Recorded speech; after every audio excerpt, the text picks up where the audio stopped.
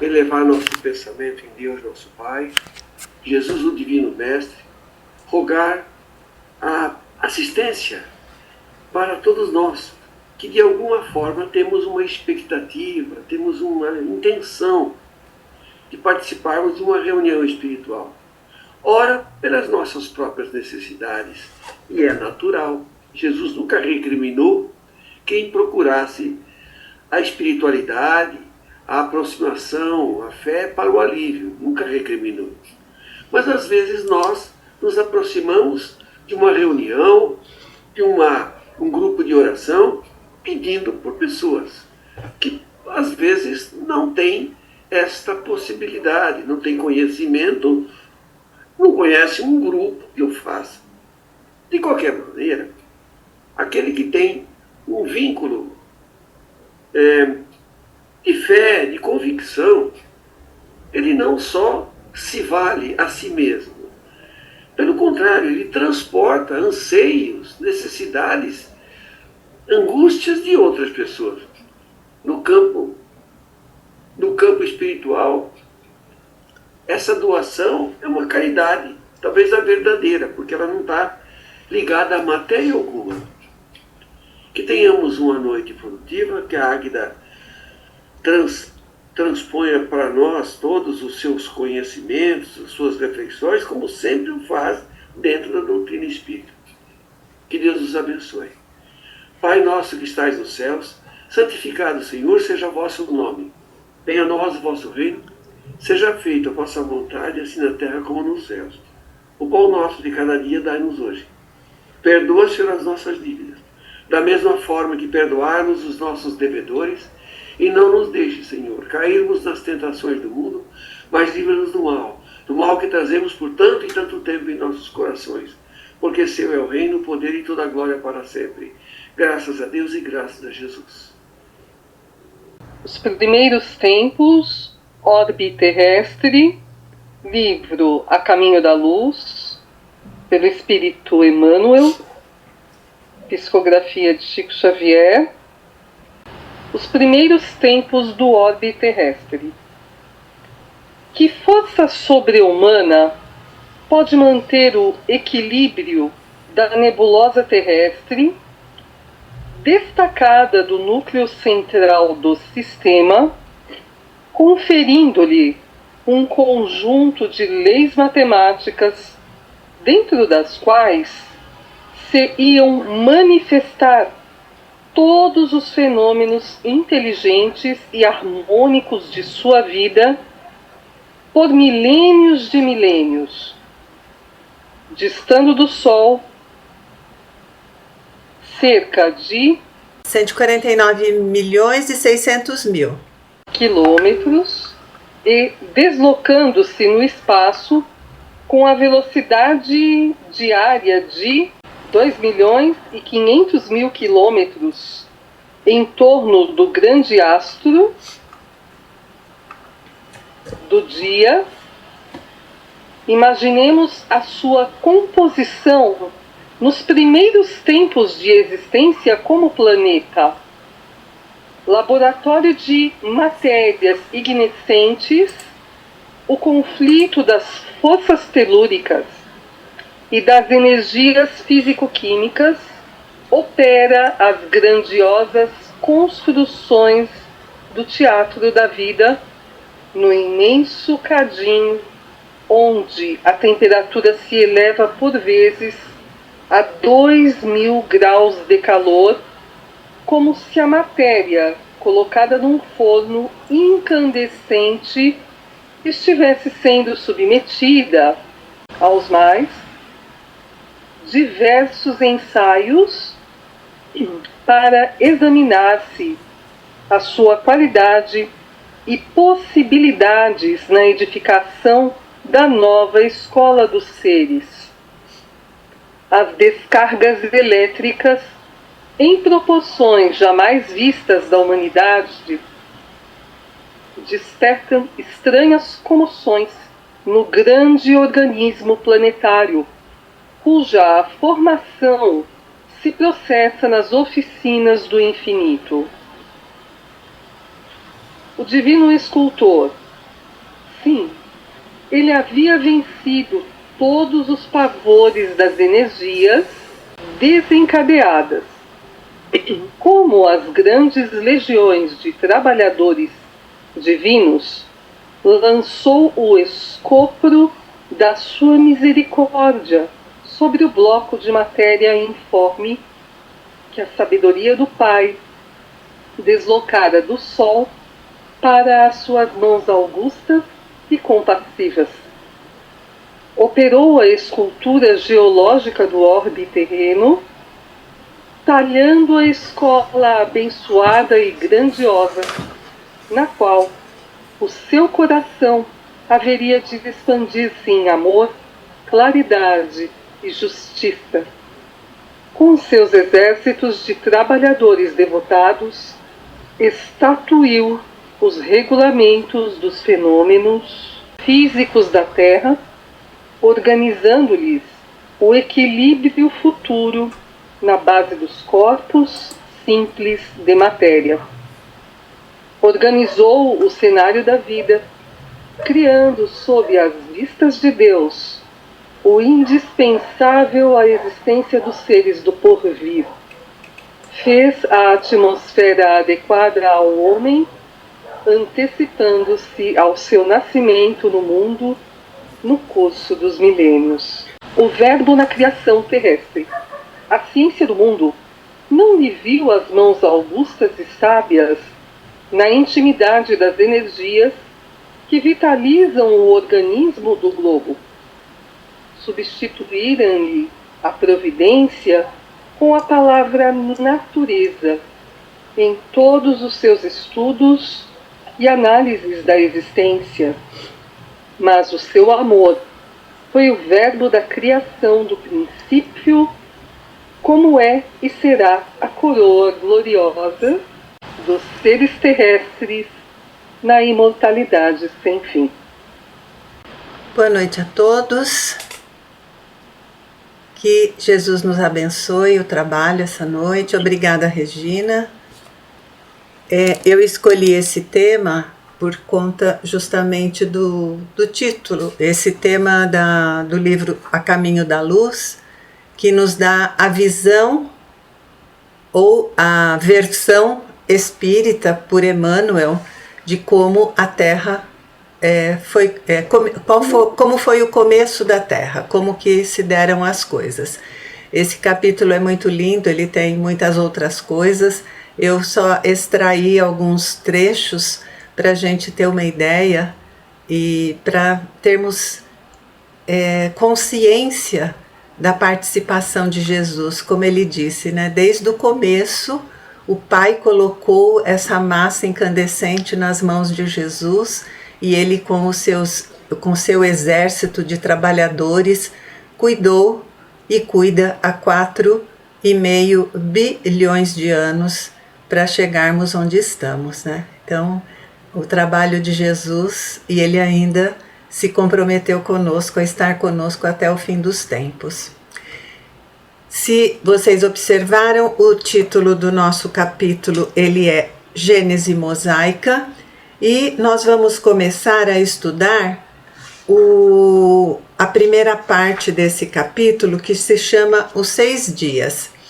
É muito importante a gente lembrar, nós estamos fazendo o estudo de a Gênese de acordo com o que Kardec conseguiu por meio dos espíritos e por meio também da sua dedicação, juntar e compor tudo isso, esses 18 capítulos maravilhosos que são este livro, A Gênese. Nós vemos o quê? Que Kardec ele não se furtou a discutir, a abordar qualquer tema, qualquer assunto. Nós vemos só pelo nível, né, das perguntas que ele traz logo de cara em O Livro dos Espíritos, que Kardec ele era, vamos dizer assim, atirado. Ele tinha as perguntas e ele as dirigia à espiritualidade. O que nós temos então aqui nesse livro A Gênese? É o capítulo 12, essa Gênese Mosaica. Kardec, ele faz uma observação, quer dizer, são várias observações, mas ao que ele se propõe? Na época anterior a esse livro, nós tínhamos, como a gente ainda tem até hoje, muitas denominações que lidam com a Bíblia, o Velho Testamento, não o Novo, o Velho Testamento, como se fosse a mais pura expressão da verdade, literalmente. Então, nós vemos muitas pessoas que não fazem interpretações, não veem alegorias. Tem gente que realmente acredita que as coisas se deram desta forma como está descrito no Velho Testamento. Kardec, então, o que ele propõe? Ele propõe fazer uma comparação e ele faz muitas conversas, né, entre o que tinha já na ciência da época e na Bíblia, no Velho Testamento, como foi apresentado. E no comecinho, em A Gênese, né, que é o primeiro livro do Velho Testamento, eu vou ler só o primeiro dia, que é como começa, né, porque o título é Os 6 Dias, então vemos assim. Capítulo 1. No começo, Deus criou o céu e a terra. A terra era uniforme e toda nua. As trevas cobriam a face do abismo, e o Espírito de Deus estava colocado sobre as águas. Ora, Deus disse: que a luz seja feita, e a luz foi feita. Deus viu que a luz era boa e separou a luz das trevas. Deu à luz o nome de dia e às trevas o nome de noite. E da tarde e da manhã se fez o primeiro dia. É um trecho longo, eu só fiz essa leitura para a gente ter uma ideia. Eu vou confessar, gente, eu não conheço o Velho Testamento. A pessoa que eu conheço pessoalmente, que mais conhece o Velho Testamento, é a Lu. Ela lembra de passagem, o nome disso, daquilo outro e etc. Eu realmente não conheço. Então, eu fui em busca daquilo que me era necessário para eu trazer para vocês o tema da noite. Então, não me perguntem sobre o Velho Testamento, que então eu vou ter de pedir ajuda para a universitária, tá bom? Mas o que o Kardec quer, ele não quer tópico por tópico, item por item. Kardec, ele faz um estudo bastante sério, porque ele era como ele lidava com as coisas, ele lidava de maneira muito respeitosa, muito sábia, e não queria também partir para nenhum tipo de enfrentamento. O que ele queria era trazer, na visão do Espiritismo, como que esse Velho Testamento poderia ser abordado, não é? Ele não bate o martelo, não é uma palavra final definitiva, mas de acordo com o que nós vamos acompanhar hoje e no mês próximo, nós vamos ver como que Kardec encarou tudo isso, como ele lidou com esse tema. Então, o que nós temos aqui? Kardec, ele fala, o Velho Testamento era, né, tomado literalmente, como nós já dissemos, as coisas eram tidas e acreditadas como se aquilo fosse exatamente daquela forma. Então, o que ele fala? Existem pontos de concordância entre a ciência e o Velho Testamento. E como nós temos então três variáveis, né? 3 possibilidades. Temos o Velho Testamento, como ele descreve o que ele considera de fatos. Nós temos a ciência, que por meio dos estudos, das experiências, foi chegando a determinadas conclusões a respeito do início da Terra e o seu desenvolvimento. E temos a visão espírita. A visão espírita, lembrando que na época de Kardec nós não tínhamos esse texto que eu trouxe para a harmonização, que é um texto posterior, foi trazido por Emmanuel para o Chico. Então, mas mesmo assim, Kardec, avaliando e comparando, analisando as coisas entre a ciência e o Velho Testamento, as conclusões às quais ele chegou, que é o que nós vamos abordar, ok? Então ele fala assim: existem pontos de concordância entre a Gênese, trazida por Moisés, e pela ciência. Então existem esses pontos, tá? No entanto, ele alega que muitas pessoas queriam traduzir esses períodos geológicos como que cada dia que Moisés traz, né? Dia 1, esse que eu acabei de ler, dia 2, aconteceu isso, dia 3, etc., que correspondesse exatamente aos períodos geológicos. E eu vou trazer uma curiosidade para vocês, porque se eu soube disso um dia, eu já tinha esquecido. Cleo, não vai falar que você não podia viver sem essa informação, tá? A distribuição de como é feito geologicamente as divisões de tempo. Então, eu não lembrava, são 4 tipos de divisão. Tem os éons, que são as maiores divisões de tempo dentro todo do nosso desenvolvimento da Terra, que são o Adeano, o Arqueano, o Proterozoico e o Fanerozoico. Então, esses são períodos maiores, os maiores de todos. E os éons, eles são divididos em eras. Então, veja que vai sendo, então, cada um vai sendo parte dos anteriores. Então, existem as eras dentro de cada éon. Por exemplo, a Paleozoica, a Mesozoica e a Cenozoica.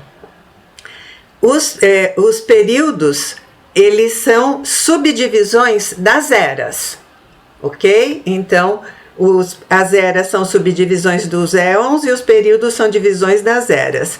Então, alguns exemplos são o Cambriano, Ordoviciano e outros mais. E existem as épocas, que são divisões dos períodos, não é? E elas também marcam todas essas divisões. Elas foram escolhidas ou foram decretadas, ou o seu estudo foi feito de acordo com mudanças que foram acontecendo de acordo com a geologia no panorama da Terra, na sua constituição, ok? Então isso é uma curiosidade. Como eu gosto muito disso, eu resolvi compartilhar com vocês. Adoro essas coisas. Então, Kardec, a primeira coisa que ele fala, não dá, lembrando, ele fala dos períodos, né? Ele fala, não dá para dizer que tenha sido apenas 6 períodos, porque são 6 dias, 6 períodos. Porque Kardec, no livro, ele fala que os períodos, ele tem uma divisão arbitrária, não é? De acordo com o estudioso que está fazendo a divisão, e o que ele cita aqui são 25 períodos. Então, 25 bem diferente de 6. E eu fui ver na internet, o que é considerado hoje é a existência de 22 períodos geológicos, então, e não 25 como está aqui no livro, como Kardec nos trouxe, ok? Então ele fala,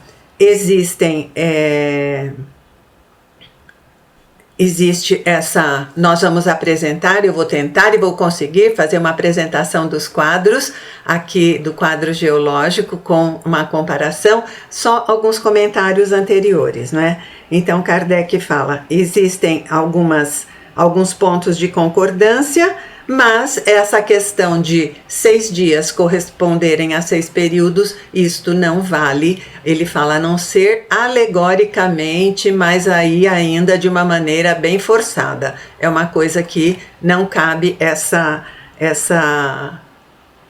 dedução, né? De uma coisa se leva diretamente à outra, isso não é válido. Como eu já disse, ele falou que existiam esses 25 períodos, que difere muito de 6, e que o que aconteceu, por que se tentou no decorrer do tempo, já com os estudos, a tentar se colocar esses períodos dentro desses 6 dias. ele nos informa que os estudiosos lá no passado, eles se esforçavam, não é? A palavra, eles se esforçavam para fazer caber dentro do período aquilo que ele estava, do que correspondia ao Velho Testamento. Por quê? Porque a ciência ainda estava começando e não conseguia ter uma força suficiente para se sobrepor a isso. Lembrando que o Velho Testamento, ele, embora muita gente trate como uma narrativa histórica, ele tem uma força de religião. Então tem muita gente que jura por Deus de pé junto que as coisas são dessa forma. Então os cientistas, eles enfrentaram dificuldades e buscavam se adequar para que coubesse. Só que, com o decorrer do tempo, já na época de Kardec, ele diz assim, a ciência devia ser controlada pela Bíblia. A Bíblia devia estar à frente. Então ele fala, esse é o motivo pelo qual a maior parte dos autores de teorias cosmogônicas, para serem mais facilmente aceitos, se esforçavam por se colocar em acordo com o texto sagrado. Então, essa era uma atitude tomada pelos cientistas. Aí ele fala, quando a ciência se apoiou sobre o método experimental, ela se sentiu mais forte e se emancipou. Então, hoje é a Bíblia que é controlada pela ciência. Então, isso só foi se alterar quando a ciência, baseada em experimentos, ela pôde escapar a essa obrigação de caber dentro dos 6 dias bíblicos, como é dito. Um outro aspecto que Kardec traz importante é que a geologia, ela só cuida dos terrenos graníticos, ela só vai cuidar da parte do solo. A parte astronômica, como nós vemos, né, que foi visto até no início, então, da formação, separação de uma quantidade de matéria do Sol, formar-se a Terra e etc., falar do Sol, da Lua, essas coisas, os geólogos não se envolveram com isso. Então, Kardec fala que há de haver também, antes de considerar esses períodos de desenvolvimento do solo, né, da crosta terrestre, há de se considerar uma coisa que ele coloca o nome de período astronômico. Esse é um outro dado. E um outro aspecto que ele fala, que muitos consideram o período diluviano também, e que os geólogos, a maioria deles, não consideram, ou não consideravam, né, até a parte, mas hoje também não consideram o dilúvio como tendo sido um período em si. Por quê? Porque houve praticamente nenhuma mudança nas condições da Terra antes e depois do dilúvio, né? O mesmo tipo de planta, o mesmo tipo de animais que povoavam. Então não é considerado um período porque ele não tem mudanças muito importantes que devam ser consideradas. Então nós temos aqui o primeiro, que ele vai tratar do primeiro dia. No primeiro dia, na primeira fase, é a fase de formação, que ele diz está há mais ou menos 4,6 bilhões de anos. A ciência diz que houve a formação do sistema solar a partir de uma nuvem de gás e poeira cósmica. A Terra era uma esfera incandescente de magma, recebendo impactos de meteoros. Então, a ciência fala dessa formação. E na Gênesis 1:2, no princípio Deus criou os céus e a terra era sem forma e vazia. O que ele diz aqui? Correspondência. A ideia de um início caótico e informe se aproxima da descrição do estado inicial da Terra. Então, existe algo de similar, de semelhante. Na segunda fase, houve o resfriamento e formação de crosta e oceanos. A ciência diz: houve um resfriamento gradual da superfície, formação da crosta terrestre, vapor de água condensando, originando os oceanos primitivos. E na Bíblia diz, dia 1, Gênesis 1, de 3 a 5. Haja luz, separação entre luz e trevas. Lembrando que lá só tinha trevas e aqui no dia 1 foi haja luz.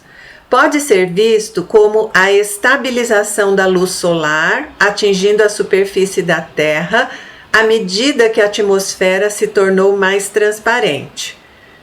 Ok? Dia 3.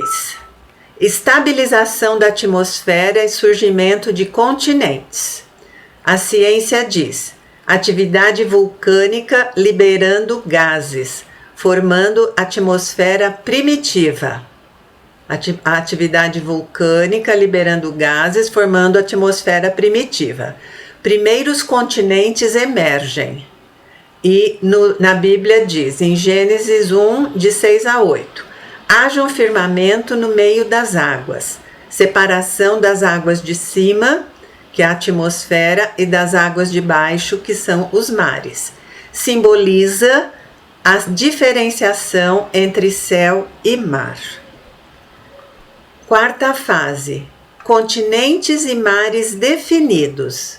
Início da vida marinha e vegetal simples. Então, aqui nessa quarta fase, que é o dia 3 da Gênese, é que começa a vida marinha e vegetal. A ciência diz: os continentes se organizam. Primeiros micro-organismos fotossintetizantes surgem, que são as cianobactérias. A atmosfera começa a ganhar oxigênio. Na Bíblia, que é o dia 3, Gênesis 1, de 9 a 13, ajuntem-se as águas, apareça a porção seca, mares e terras definidos.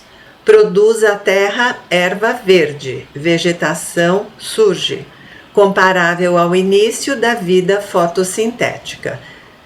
Sempre essa última frase seria uma comparação possível, tá?